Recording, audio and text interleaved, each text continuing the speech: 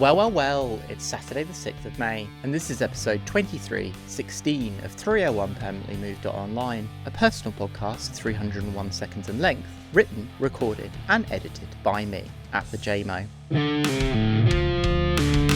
One of the threads that weaves its way through my work and writing is the question, how does software make you feel? In episode 2023, I excerpted a part of a talk that I gave on that subject at Sonar+D in Barcelona back in 2019. I want you to ask yourself, how do you feel when you interact with a computational system? How does interacting with tools in your daily life make you feel? Are you even paying close enough attention to even know?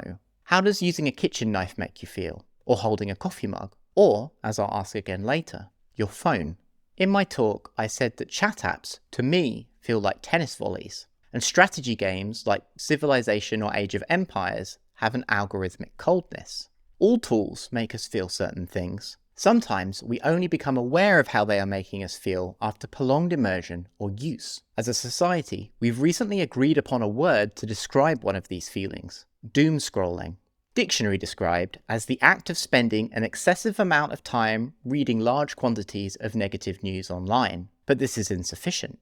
Doom scrolling is something you feel. It's an emotion that arises inside of us from a prolonged use of a certain technology. In order to show us more adverts, Web 2 social media platforms optimize for attention and dwell time. As it turns out, the side effect of doing so is a feeling reproducible across a broad population of users: doom.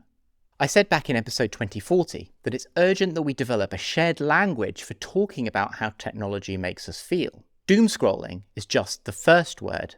We must try to cultivate a better sense of somatic awareness of the tools in our lives and give names to the things that we discover.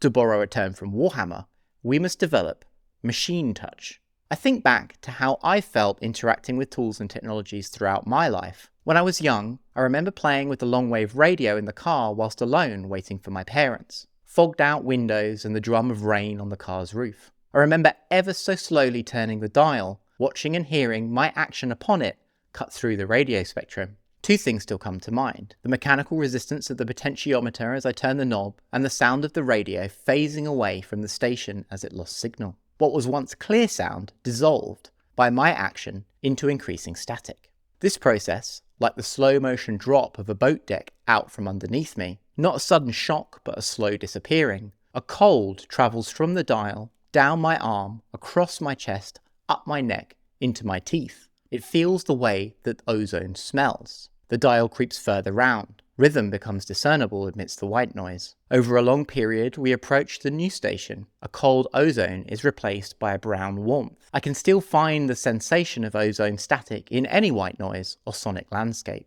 However mundane the object, paying close somatic attention to it can be an intense experience. Pick up your phone right now, but don't handle it in a way that wakes the screen. If you have your phone set to wake when you lift it, please consider turning this off. I think it's bad for you. Anyways, pick up your phone with the screen off, look at it, turn it around in your hands. It's just a slab of dark glass that lives in your pocket. Do the smears and fingerprints on the screen tell the story of just how many hours a day you interact with it? How does the familiar weight of the phone make you feel? With the screen dark, look at your reflection in the screen. How does knowing that you spend hours looking past yourself make you feel? Can you recall the hours and hours of doom scrolling you've done on it? The hours of flicking through vertical video or scrolling social media? And how does that make you feel? Reflect on the object and pay close attention to everything happening in your body. Wake the phone. For me, the moment the screen wakes, I feel a slight thrill in my diaphragm. A wave of overpressure pulses out of the phone and through me. Not a warmth, but a ring of invisible force. It passes through my chest and out behind me and beyond. This is what I mean by machine touch. Let's generate an AI image together. I begin by typing the prompt.